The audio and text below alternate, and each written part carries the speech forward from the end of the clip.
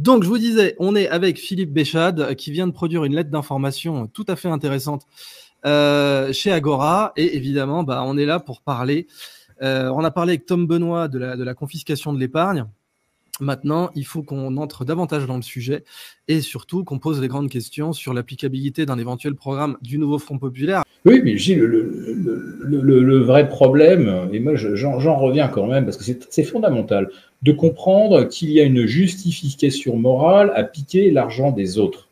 Et tant qu'on ne change pas ce logiciel, qu'on ne se dit pas c'est moi je voudrais créer de la richesse, et moi je voudrais voir quelles sont les conditions qui favorisent la création de la richesse.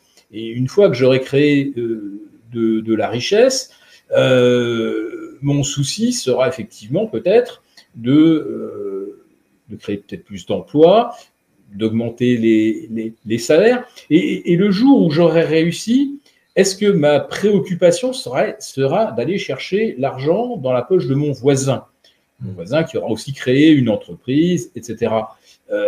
Quand on est dans cette logique de créer de la valeur, c'est un petit peu quand même Macron a fait rêver avec la Startup Nations.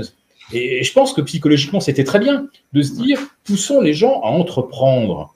Parce que quelqu'un qui entreprend, il ne pense pas aller mendier, aller quémander. Quelqu'un qui entreprend, il va au contraire demander qu'on lui facilite le travail, c'est-à-dire que s'il y a des bureaucrates, que ces bureaucrates lui facilitent ses démarches, s'il envisage de se développer à l'étranger. Le créateur d'entreprise et de richesse, c'est pas dans son logiciel de se dire maintenant que j'ai réussi, maintenant je voudrais bien que l'État me fasse tel et tel cadeau.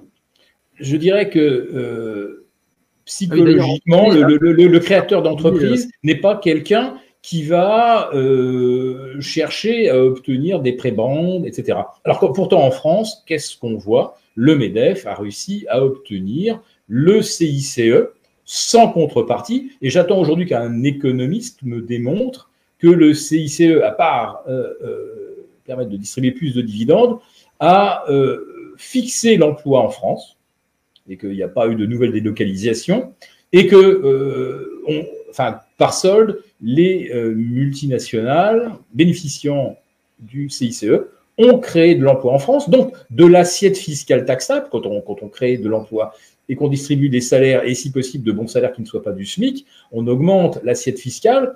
Or, à mon avis, le CICE a considérablement enrichi les multinationales sans créer davantage de flux et de pouvoir d'achat pour les Français. Mais la même chose, c'est aussi vrai en Allemagne qu'en Italie, en Espagne, etc. Donc, ce n'est pas un phénomène proprement français, mais il n'y a qu'en France qu'on maintient cet avantage, le CICE, sans aucune contrepartie. Alors que ça agace LFI ou le NFP au sens large, ça peut se comprendre. Mais là encore, les riches ne trichent pas. C'est l'État qui leur a accordé ces avantages. Voilà. Donc le coupable, c'est l'État. Il faudrait que l'État commence par se regarder en se disant « Mon Dieu, mais qu'ai-je fait ?» Alors justement, mais il y a toujours ce discours, les riches ont triché. Non, ils n'ont pas triché. Ils ont obtenu quelque chose qu'un gouvernement a bien voulu leur consentir. Un gouvernement qui a été élu par le peuple pour trahir le peuple. Oui, et puis on le sait avec les obligations, les OATI, les obligations indexées sur l'inflation, qui ont aussi été un massacre absolu.